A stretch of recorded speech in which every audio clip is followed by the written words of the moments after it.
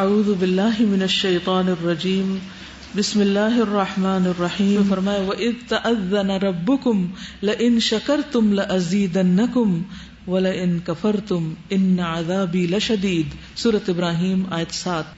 اللہ تعالیٰ کا ارشاد ہے، اور جب تمہارے رب نے خبردار کر دیا تھا کہ البتہ اگر تم نے شکر ادا کیا تو میں تمہیں اور زیادہ دوں گا، اور اگر تم نے ناشکری کی تو بے شک میرا عذاب بہت شدید ہے.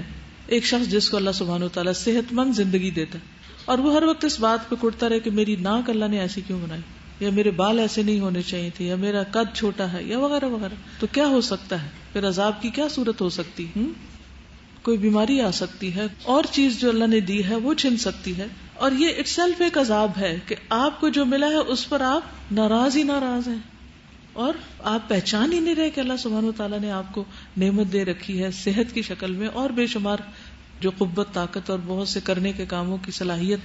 تو اب نیکسٹ ٹائم کوئی بھی چیز جو آپ کو بادر کرنے لگے تو فوراً آپ کیا سوچنے لگے کہ اس میں خیر کا پہلو کون سا ہے، اس میں بہترین چیز کیا ہے، اس میں اچھا رخ کون سا ہے.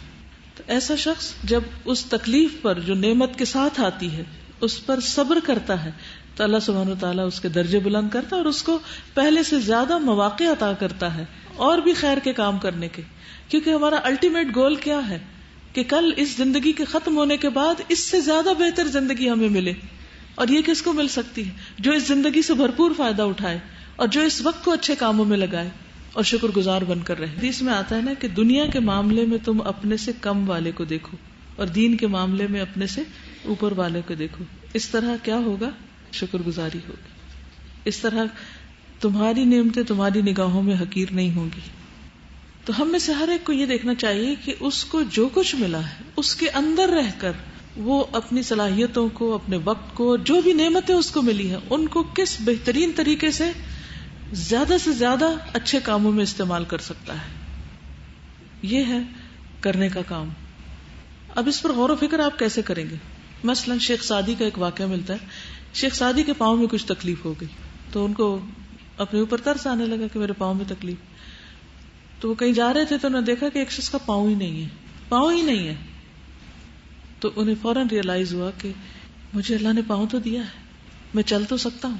تو اب کیا ہے کہ اگر پاؤں میں تکلیف ہے تو اس کو دیکھو جس کا پاؤں ہی نہیں ہے، اور اگر اللہ سبحانہ و تعالیٰ نے اچھا سب کچھ دیا، اچھے پاؤں دیے، اچھا چلنے پھرنے کی صلاحیت دی ہے، تو پھر جو بھی کام آپ کو ملے اس کو خوشی سے کریں، بھاگ کے کریں. اب جب آپ اپنے جسم کو مثلاً زیادہ سے زیادہ تھکائیں گے، کام میں لگائیں گے، تو اس کے اندر کیا صلاحیت پیدا ہو جائے گی؟ اس کی کیپیسٹی اور زیادہ بڑھ جائے گی نیکی کمانے کی، کام کرنے کی. لیکن اگر آپ نے اس کو استعمال نہیں کیا تو کیا ہوگا؟ وہ پہلی بھی سکڑ جائے گی، وہ بھی ختم ہو جائے گی. مثلاً آپ اب قرآن مجید پڑھ رہے ہیں اور آپ کو ترجمہ یاد کرنا، فہم، روٹس اور ایکسپلینیشن اور تجوید کے رول اور یہ ساری چیزیں بہت مشکل لگتی. لیکن کبھی آپ نے سوچا کہ ان مشکلات سے گزر کر آپ کو فائدے کتنے مل رہے ہیں جو ان مشکلات سے کہیں زیادہ ہیں؟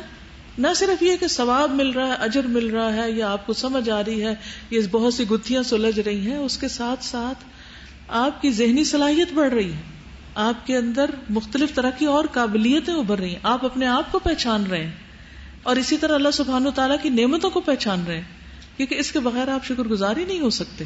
تو ان مع العسر یسرا، ان مع العسر یسرا. اچھا ہم تو کہتے ہیں نا تنگی کے ساتھ آسانی کو بھی دیکھو تو شکر گزار بن جاؤ گے. اللہ سبحانہ و تعالیٰ نے ہمیں کیا باور کرایا کہ مشکل میں آؤ جب، کیونکہ جب تک آسانی ہوتی ہے نا تو ہم سوچتے بھی نہیں کہ ہم کسی اچھے حال میں کہ اس پر ہی شکر ادا کریں کہ کوئی تکلیف نہیں. لیکن جب تکلیف آتی تو فوراً سوچنے لگتا ہے کہ یہ ایسا کیوں ہو گیا، یہ ہمارے ساتھ کیوں. تو پھر اس پر کیا کرنے کی ضرورت ہے کہ ان مع العسر یسرا، اس عسر کے اندر ہی یسر کو تلاش کر لو. اب اس وقت میں آپ کو چند لمحے دیتی ہوں، اپنی کوئی بھی پریشانی یاد کریں جو آپ کو ہر وقت پریشان رکھتی، اور اس کے اندر آپ کس طرح یسر کا پہلو تلاش کر سکتے ہیں اور اس میں آپ کیسے شکر گزار ہو سکتے ہیں. سوچئے. کچھ سمجھ میں آیا؟ یہ آپ نے یہاں سے جا کے بھی کرنا ہے، یہ آپ کا ہوم ورک ہے.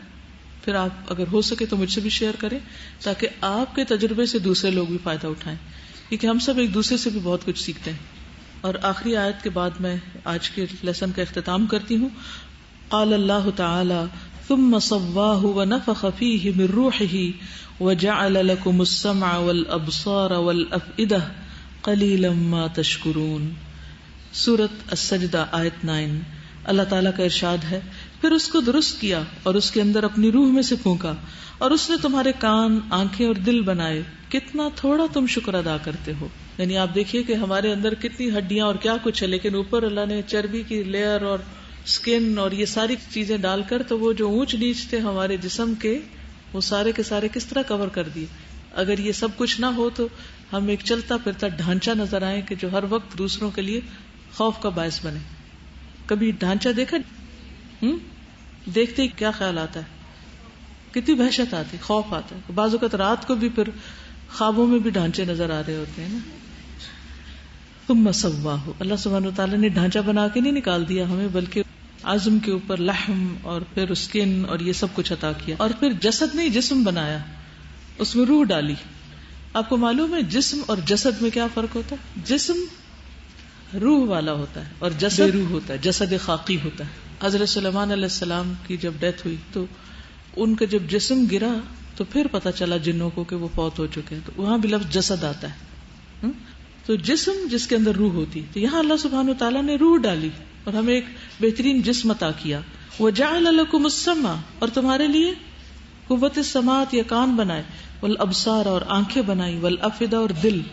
لیکن قلیلا ما تشکرون، کتنا کم تم شکر ادا کرتے ہو. کس سے؟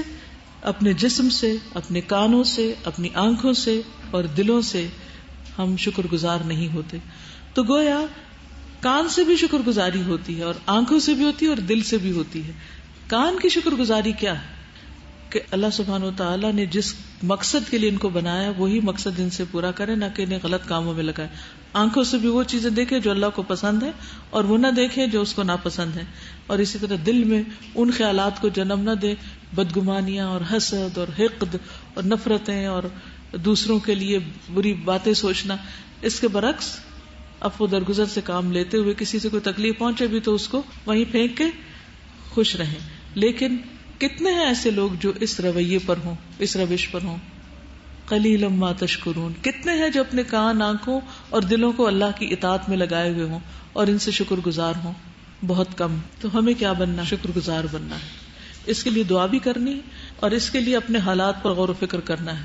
اب آج سے کل تک انشاءاللہ آپ اپنے ساری چیزوں کو دیکھیے کہ کن کن چیزوں پر آپ کو غصہ آ رہا ہے. غصہ بھی اسی کی وجہ سے آتا ہے جب انسان ناشکرا ہوتا ہے کہ کھانا دیکھ کر میرا ریاکشن کیا تھا، مختلف لوگوں کے ساتھ کیا معاملہ تھا، مختلف طرح کی جو پریشانیاں اور بدگمانیاں میرے ذہن میں آ رہی تھی ان کو میں کس طرح نارملائز کر رہی تھی، وغیرہ وغیرہ. وآخر دعوانا ان الحمد للہ رب العالمین. سبحانک اللہم وبحمدک اشہد ان لا الہ الا انت استغفرک واتوب الیک.